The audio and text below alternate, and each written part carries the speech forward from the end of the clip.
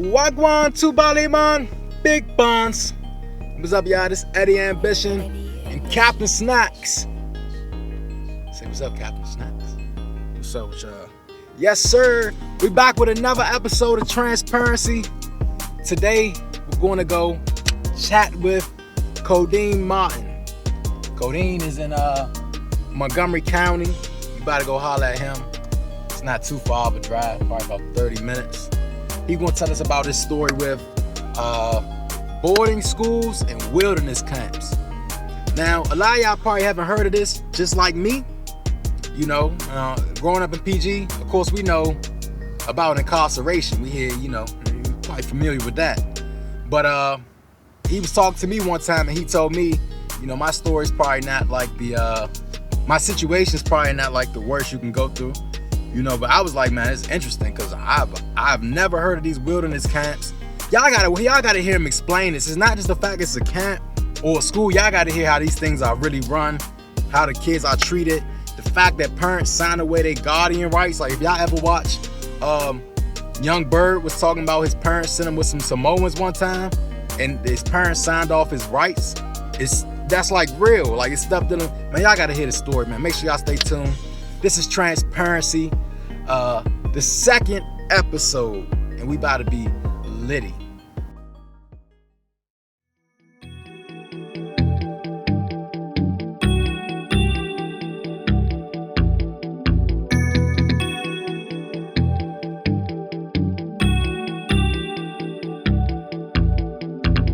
Back then, I used to love you, but you showed me I was nothing to you.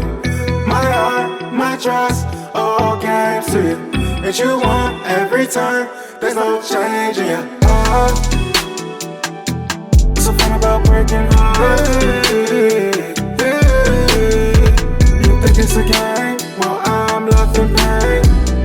You're a wild lover, and you can't be tamed. I'm breaking hearts. So fun about breaking hearts. You think it's a game? Well, I'm left in pain.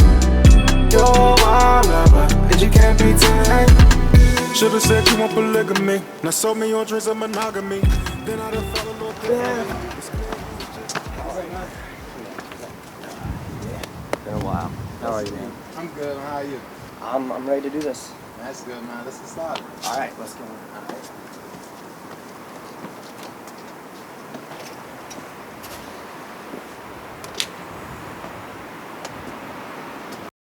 Hey, what's up, y'all? This is EddieAmbition, and we're here with Codeine Martin. Tell him what's up. Not much, man.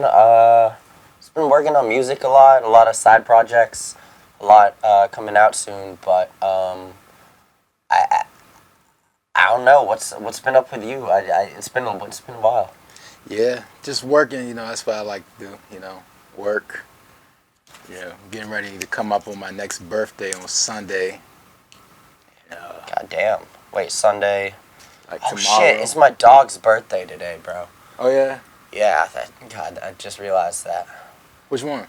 The big one, the old one with the hip dysplasia and shit. Yeah. Like long past her life expectancy, but That's what's up. killer bitch right there. She'll fuck you up. That's what's up. I love that dog. Yeah. I feel like life isn't fair sometimes, but life ain't fair in a lot of ways. I was gonna talk about that on the podcast today if that was if that was cool. I know you know a lot of my history, but a lot of people don't. I don't have that perception that life is fair because I realize we live in just nature. That's my belief. I don't have any religious or spiritual beliefs. I just believe the world is fucking metal as fuck, and you just got to deal with it. And part of that is, should I go into about? Yeah. So, when I was about 14, step back to 8. When I was 8, I was put on antidepressants. When I was 7, I was put on anxiety meds. I've had psychiatric issues from a young age. I'm much more in control now, but they stem from a head injury when I was 3. Tried to slide under a garage door after watching Indiana Jones. Didn't quite make it. Cracked my skull. I got staples. Probably brain damage. I don't know. You combine that with the autism, and it's just, you know, it's crock pot of bullshit. And so at around 14, I went off to, after a few psych ward visits, which I know psych ward at like 14 doesn't sound normal, and it isn't. It isn't. As much as I try to normalize mental health, there's, you know, you got to draw the line somewhere. And I went to this program, this wilderness program, which I've told Eddie about. And that's basically, you don't know how long you're there, you just show up. Typically what happens is, at least what happened for me, it's about 3 or 4 a.m., a bunch of guys about 6'4" at the time, big chunky fellas, came in with handcuffs and tasers and basically said, you know, you're coming with us, your parents have signed over your custody. From that point, I went with them on an airplane to Georgia, where I was going to a wilderness program, and then they signed me over to them. And it's a scary thing when you're writing home to your parents, but they're altering all the letters. You know, they cut out what they want, and it's just, you really have lost touch and with not only humanity because you're stuck in the middle of the wilderness, but even those closest to you. And basically what ended up happening was I was there for 8 weeks, and the whole 8 weeks is just, you don't know what time it is, you don't know what day it is, they won't let you know any of that. You're not even allowed to see yourself in a mirror, there's no mirrors out there, no pictures, no nothing, and essentially it's about trying to detach you from the reality that you struggle so much with, I guess is the concept. I've long tried to figure out what their MO is, you know? Yeah. But I just don't think that shit works because I was there, I don't know if you remember Snowmageddon or whatever they call it, when we had like 3 or 4 feet of snow here. I was in the Blue Ridge Mountains in Georgia. I was even more snow, negative degrees, and they would just wake us up, have us hike, set up camp somewhere else, do a bunch of chores, dig a hole in the ground to shit in, fucking hang our food over the trees so bears wouldn't get it at night. Just lots of bullshit, and it was day after day for, you don't know how long you're there, really. It could be, you know, sometime, I left after 8 weeks, which was actually pretty short amount of time. Some kids have been there. I've heard of kids in wilderness programs for 5 months, and so there's definitely people out there with worse stories than I have, and I just want to cover it because it's something that no one really knows exists. Right. It's very, you only know about it when someone close to you notices that you may need it in your family and then brings it up, and then you just think it's the solution. And at that point, a lot of parents are scared. They don't know what to do.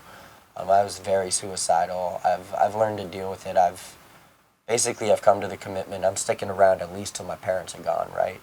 But they were scared at the time, and they sent me there, and that was just really, I still have PTSD from it to this day. In the winter, I don't go out in the snow, partially because my knees are shit, but also because as soon as it gets dark outside, I start getting flashbacks, I start getting panic attacks, and I feel like it probably did more damage than, you know, did good. And then after that, I went off to boarding school, therapeutic boarding school, which is... What age did you first go to the wilderness camp? 14, well, right after my 14th birthday.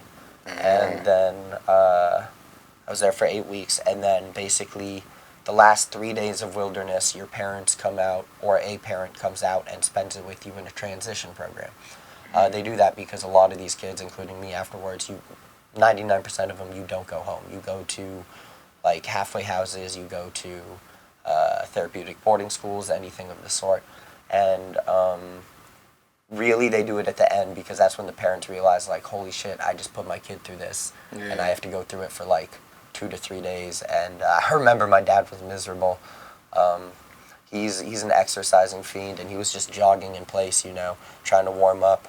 And one of the counselors there just sort of flipped out on him and was like, "What, are you gonna run away? Like, do we need to tackle you and stuff?" And he was like, "Tackle?" He didn't even realize they could tackle you at that point. They can do whatever they want if they deem you a threat.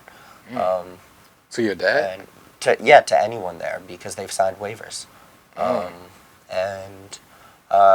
And then after that 3 days with my dad, I went to a therapeutic boarding school that was an hour and a half away. So I spent an hour and a half with my dad, and then got to the therapeutic boarding school. They were trying to introduce small school, only 30 kids in the middle of the woods in a cabin, not a real school. And they basically said, you know, why don't you go play football with the kids, come back in an hour and a half or so after your dad's done with all the paperwork, and then you can say goodbye. And when I came back, obviously it was planned the whole time. My dad was gone. They didn't want me to say goodbye to him. They think it's easier that way, I guess. But at that point, I was signed over to their custody. And again, you don't know how long you're going to be there. There's kids who have been there for 2+ years. There's kids who have been there for 7 months. A lot of it is financially based. You know, the kids who were there for 2 years. I have to say the kid who was there for 2 years, he didn't even come from a family that could afford 2 years of that school, but they did it because he needed it. And I got pulled out after like 9 months because it was incredibly expensive. But I don't know what's worse, wilderness or therapeutic boarding school. Because therapeutic boarding school, I'd say once a week you see a kid get tackled by like a grown man and just held to the ground for like 2 hours until they calm down. And it's just it's a mess the way they try to de-escalate these situations. Just like holding you still and just being like, shh. Which, I mean, I will say that works when I was younger with my brother. He would hold me down like that. And that's a different thing with a family member.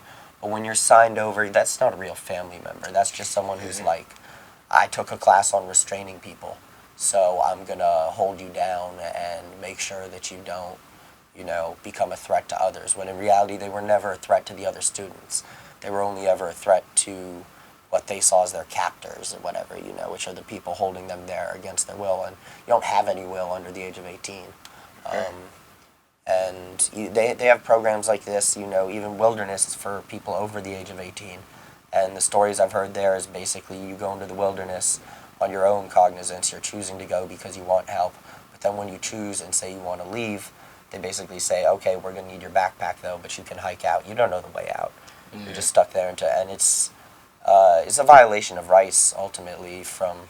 Even if you're going to argue people under the age of 18 don't have rights, people over the age of 18 have rights, and these programs are horrendous. And so I went through the boarding school for 9 months, made a lot of good friends, people I still stay in touch with. Even some of the counselors were just like good-hearted people, and you could see like when they had to restrain someone, they had no joy in it, and they weren't like trying to harm them. And then you could see the counselors. I'll tell one story.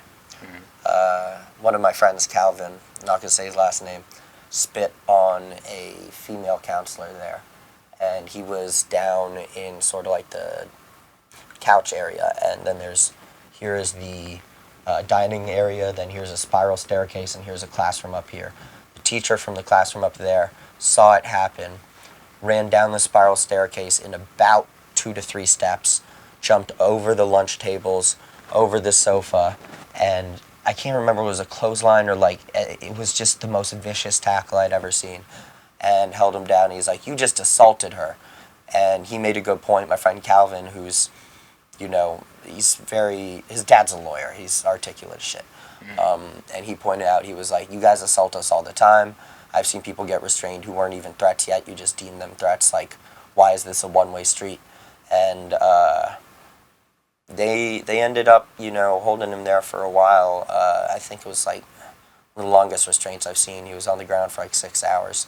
And they didn't call the cops because they handle it all there, and they know you can't get it out to your parents because you only get a phone call once every 2 weeks for 15 minutes, and there's someone watching you the whole time who will hang up if you're saying anything that they don't approve of. And it's really restrictive. It's definitely done more damage to me than I think. You know, as someone with autism and brain damage, I think I still have a chance to be a normal functioning member of society, but that chance has been drastically reduced by that year of wilderness and boarding school, because I've just been trying to recover from it ever since. And that's the story I hear with most people who have gone to these programs. Most of them aren't, you know, they don't feel better. They don't feel cured of their depression or their anger or anything. They just feel like, well, you have control over me till I'm 18 and then I'm going to be, you know, a fucking asshole. Most of these guys I know went to boarding school with, the ones I stay in touch with are cool. The ones I don't are like, you know, just gone on drugs. Some of them never coming back, you know, perma-tripping on acid, things like that. And it's because they had demons that weren't really treated the correct way. And no one knows how to treat these demons correctly, you know. Depression, anxiety, there's medication, there's, you know, therapy, psychiatrists, psychologists, all that. And that's definitely better than, you know, signing someone over and, like, you know, making a, just basically, like, come back when you're fixed. Is basically what parents do. They're like, we don't care how much, even if it puts us in debt for life, it's like, we just don't want to deal with you right now because, we'll take you back when they fix you. And you're not fixed. You're fixed for a few years. You're compliant. And then you become 18 and you're like, wait, I have rights that no one can take away from me unless I commit a crime or am deemed a threat to myself or admit myself to the psych ward. You can choose to admit yourself to the psych ward.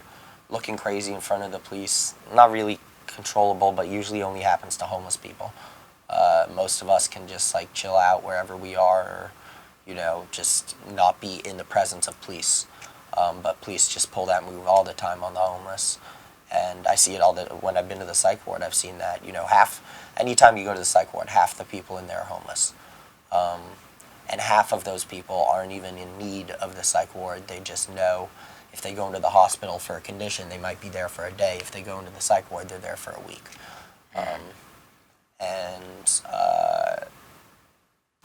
Is it cool if I talk about psych ward experiences? Yeah. So psych ward that's a misconception a lot of people have. I am a little bit crazy. You can hear it in my music for sure. Shit I talk about. It's very transparent. Yeah, but I'm in control of my emotions. I'm not a dangerous person or anything. But when I do deem myself, not even when I feel I'm a threat to myself, when I get close to even thinking that, I have to start talking to doctors, things of that nature, make sure they're in check. And once they tell me, like, hey, you should go to the psych ward because of the thoughts you're having, things of that nature, I'll go. But there's been times I've been to the psych ward. This is unheard of. I got admitted into the psych ward by myself. I admitted self-admission and was out of there within 24 hours, which is basically to go in the psych ward and then convince them, oh, wait, I'm not crazy, I'm fine. Damn near impossible. But I did it because basically it had been a while since I had been in any psychiatric, you know, institution. I'd been doing well for years. And then I started to get, I passed a pill bottle. And I was like, what would happen if I took all those pills? I kind of wondered, you know. Talked to my doctor about it. She sort of, I don't know, the conversation spiraled to the point where she was like, you should admit yourself. And I did. And then when I met the doctor the next day, she was like, yeah, I explained the story. And then I realized, I think it's also an impulse control issue because if I pass a jar of M&Ms, I'm going to have that exact same thought. Like, what happens if I eat all those M&Ms? That would be fucking delicious. And I'm more likely to do that because I do have diabetes. I can overdose on candy now, but it's a lot harder. So I didn't take the pills, whereas I will fuck up a jar of M&Ms, no questions asked. And I explained to her it's that mentality I have. And she kind of laughed it off, and then she was like, okay, I guess you're right. And I left within like 3 hours, which discharge alone from a psych ward can take a day. You know, they can deem you ready to leave and still not have the paperwork done until the next day.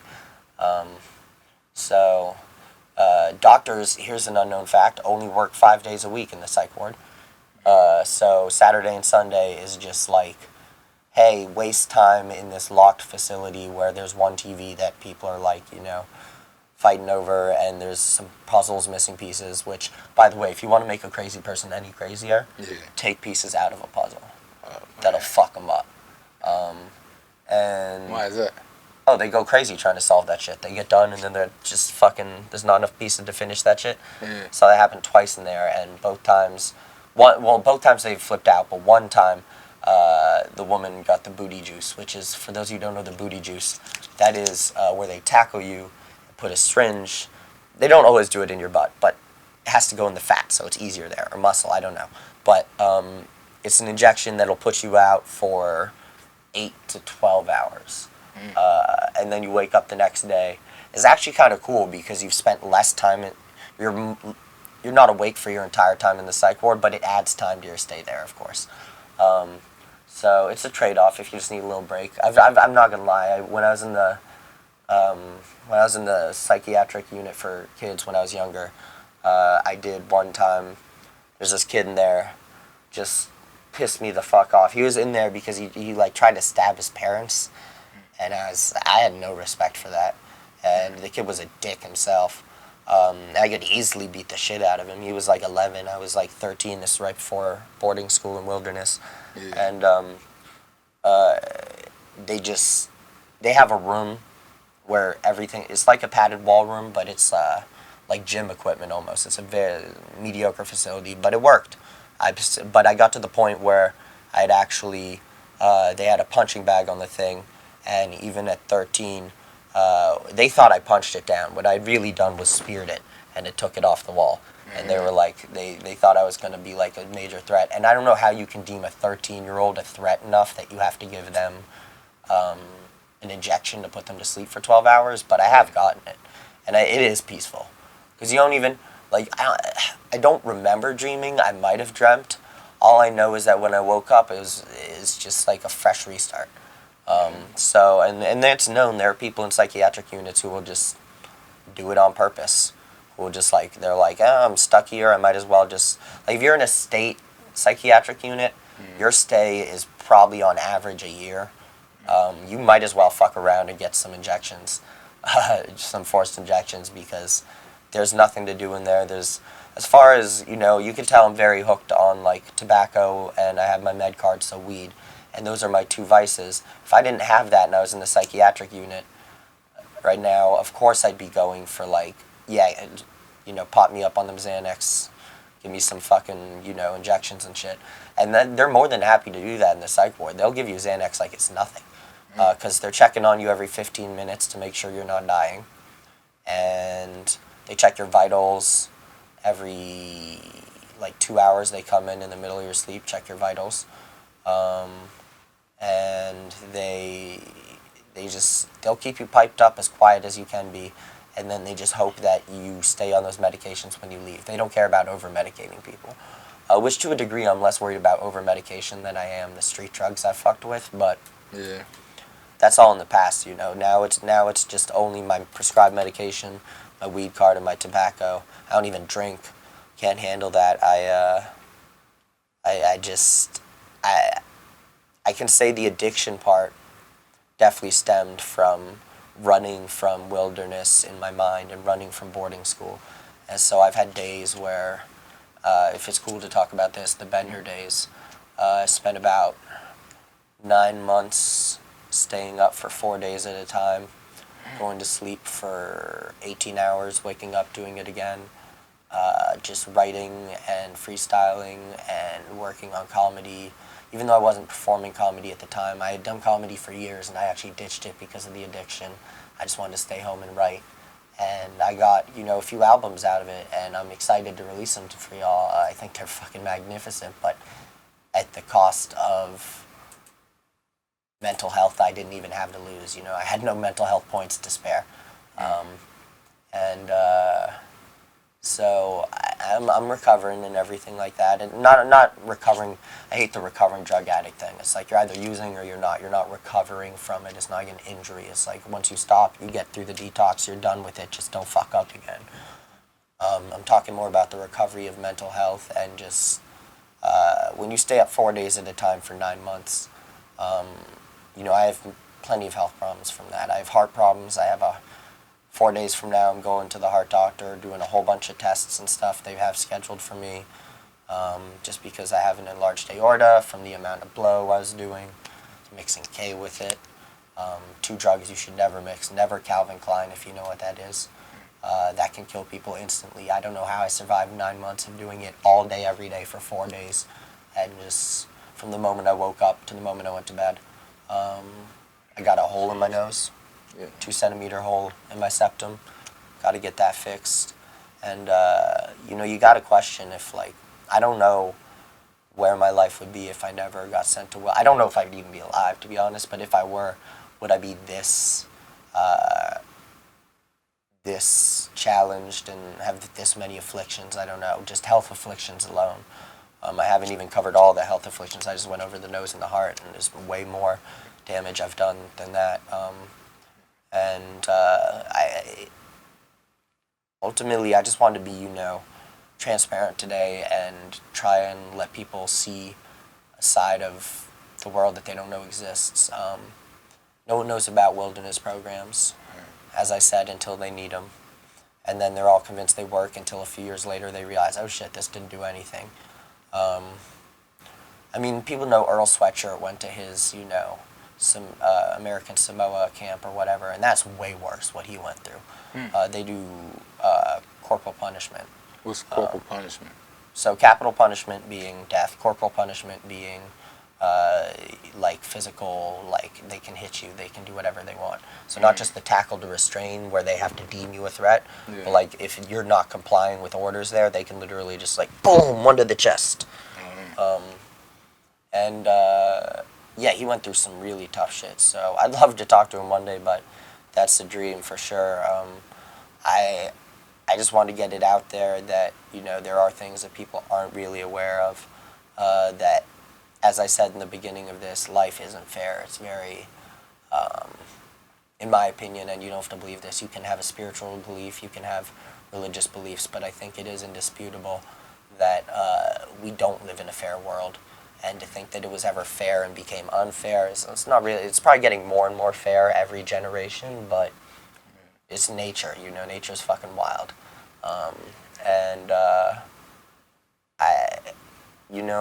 If you realize that life sometimes sucks, you gotta realize, not because someone else's life sucks more that your life shouldn't suck, but to realize your life could get suckier than it is then, and if you're dealing with it that way then, at that moment, how are you gonna deal with it when it gets suckier, So it's not so much, I don't use my, when I used to only eat one meal every 2 days when I was on my bender, and I didn't feel hungry, but then afterwards now I have a whole bunch of hunger problems, blood sugar issues, and when I think of children in Africa, I'm like, yeah, they have it worse for sure. That doesn't make me feel better, but it does make me realize I could get worse, so I should probably just take a step back, start taking care of myself as I've done. But the damage, like I said, I've been fighting. I stopped a little over a year ago, and I've been fighting that damage ever since. I appreciate you giving me the opportunity to get this out there and just really let people know about things that, I rap hard. I rap about violent things. I've never been to jail, never even been pulled over. That's a fucking feat right there. Yeah. That's that white privilege premium.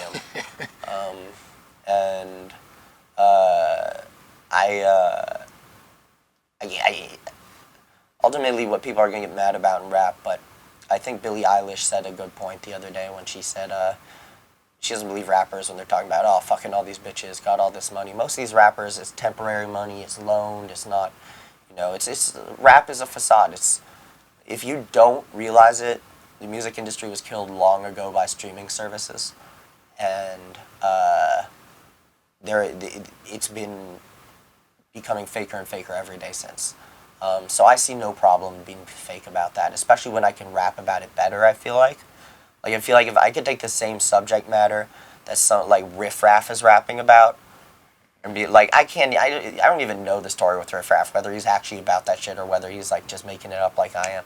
But I can make that shit up harder, make it rhyme better, make it have wordplay, make it have a ring to it, do all that shit, and it's just to say that, oh, you can't do that because you've never lived it. Well, that's not art. Art is not necessarily the expression of what you've gone through. I made an album about what I went through. You guys will hear that for sure. But I'm not just going to try and make a career off of bitching and moaning about my life. I'm also going to sit there and realize if this is what the masses want to hear, I'm going to make them have to think a little harder on these lyrics. You know, try and catch the wordplay, try and understand it.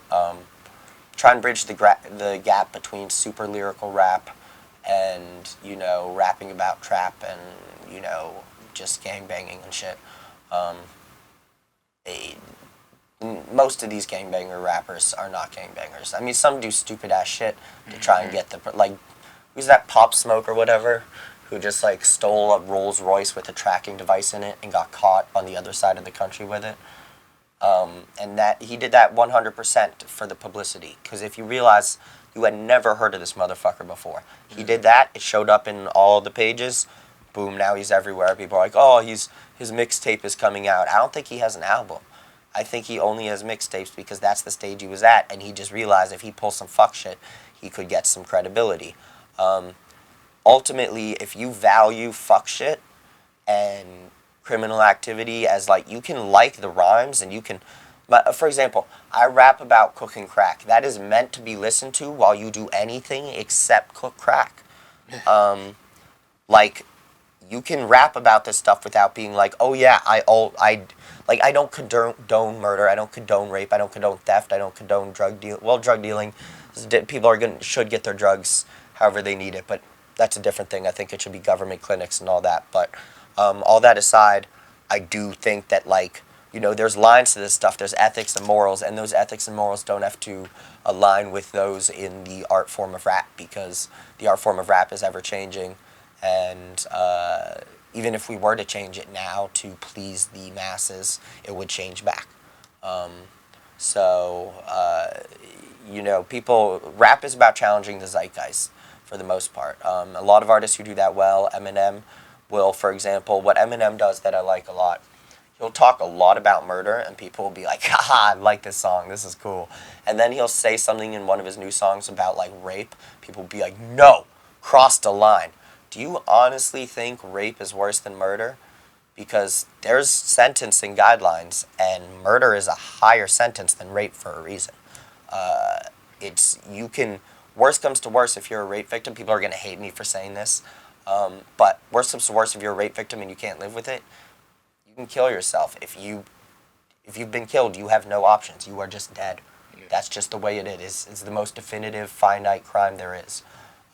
So I'll rap about that shit for sure, just to, like, challenge people and try and get them to realize, like, hey, maybe if I'm getting upset over music and, like, art, that, like, are my morals even in check? If he's, you know, rapping about this stuff as if he actually has an understanding of what's wrong and what's right, as terrible as it sounds, and the bad things I'm rapping about, I'm also intentionally rapping about bad and then intentionally rapping about right. I know the difference, you know? And that's just something that came from, you know, the growing up with when I was at boarding school, a very hard black and white view of the world. Like, no, the law says you can't do that. Don't do that. And it 100% stemmed from the anxiety I had because I was terrified of authority and everything. Then I got to an older age, and I'm like, no, I realize some laws don't have a purpose. They're just laws to help the states get funding on arrests and things like that, you know? Yeah. I've learned to become a little less black and white in the world. I'm not going to say what I do based on my rap and what I don't do. I'm not going to put that out there. I think rappers who actually commit the crimes they rap about are the dumbest motherfuckers on this planet, because there are countless cases of rappers getting charged. Not just Bobby Shmurda, but I've seen very unknown rappers release a song about, like, oh yeah, I killed this dude last week. And then, boom, 2 months later, they're arrested for it. And they use that art in court, which I do not agree with. I think artistic expression is artistic expression. Yeah. But if they hear that song and then choose to investigate you and find a bunch of other proof that lines up with it, they can prosecute you. So don't be a dumbass and rap about shit you actually do. You know, there's a reason, you know, there's a middle ground. There's, like, people like Jay-Z who rap about shit they've done, and they're not going to get arrested for it after the act. So, but, like, if you're really out there in the streets and rapping about that shit, you are dumb as fuck.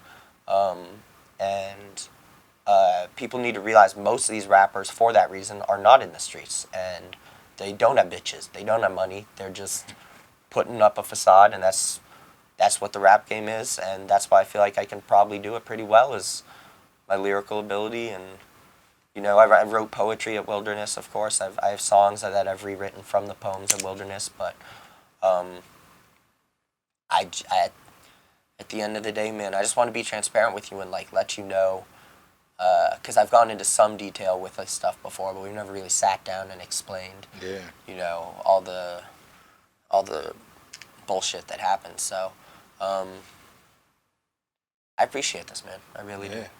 I appreciate you definitely coming to talk with us and share that with us, because once you told me about it, I definitely realized that I looked it up, Wilderness Camp, and I definitely realized all the information that is about it it definitely try to make it seem like it's a perfect situation. Yeah, it's not. Yeah. If you look it up, all you're going to see is, come here. It's the best thing that can happen for you. And, you know, like anything else, I want to get a real life account from somebody who's been through it. Because, you know, everybody's going to advertise in the most cute way possible. Yep. But we really want to see the truth behind it. But, man, I really appreciate you coming on to do this. This is our episode with Codeine Martin. Let's tell them a little bit about your music and where they can find that out, some projects they should check out. So right now, we got only 2 singles out on the big platforms, you know, Spotify, iTunes, things like that. Any day now, there'll probably be a 3rd. Album release. God, I'm so bad at this shit. Album release is 2 days from now, on the 10th, February 10th. And this could be my first album. I had an EP out for a little while that I took down just because I was like, it was a great EP, don't get me wrong. But I wanted to treat the people who had been supporting me from a while, from the early times, to like, you know, some exclusive music. So maybe it'll be a little hard to find, but people will be able to find in the future. But we have 2 singles out, and the album is about to drop. Really just countless bars. A lot of these songs are freestyles. Just really good rap. I'm not gonna spoil any of the subject matter, the stories. I just want to say that come the 10th, keep an eye out, because you will be seeing that album in a lot of places. We're looking forward to it. Where can they find you on social media? Codeine Martin. That's CODEINEMARTIN on Instagram. And that's really the only social media I run right now, is that Instagram account. And I've been loving the support I've been getting. Really like the messages I get, for sure. I got a message from like this 12-year-old kid who was like really just, I don't know how he understands the lyrics, but he was like, yo, your wordplay is amazing, you're gonna make it, and all that. I was like, I had to message the kid back. I was like, if you actually understand my music, I didn't say actually, I was like, if you understand my music, wow, like, I'm amazed, you're going places, kid. Like, so yeah, check me out, Codeine Martin on Instagram, and yeah, I think I'll divulge more of my story through my music, so there's more to come for sure. Absolutely. Thank you again, man. Thank you, man. You're the best. That's the episode with Codeine Martin. Make sure you check out his music, follow him, and support him. Until the next time, that's Transparency. Hey, what's up, y'all? Thank you for watching another episode of Transparency. This is our 2nd one in the books. Boom. Shout out to Codeine Martin for coming on and sharing his experience and his story with us. Of course, we're sad to hear that it was so traumatic and he had to go through that so young as a child. But we're glad to know that he's finding a way to manage it as an adult, and things are getting better, you know. Make sure you support his music, and you can follow him on Instagram at Codeine Martin. And also, he did tell us that if you did go through that experience, boarding schools or wilderness camps or whatever, or you knew him, whatever, he is open to connecting with people if you don't have anybody else to talk to about it, or if you knew him and you just want to, you know, touch bases with him again, he said he's more than open to that, so feel free to do that. Shout out to Captain Snacks, aka Box, aka Visuals by Nell, you know, for all the camera work. And I appreciate you again for watching this. Make sure you share, like, and subscribe, because guess what? Next week, we're coming back with something crazy. Something that's going to make your heart rock. Something that's going to do the Millie rock on your brain socks. And don't let me go on, because I won't stop. Boom, boom, boom. Nah, for real though. See y'all next week. Thank you again for watching.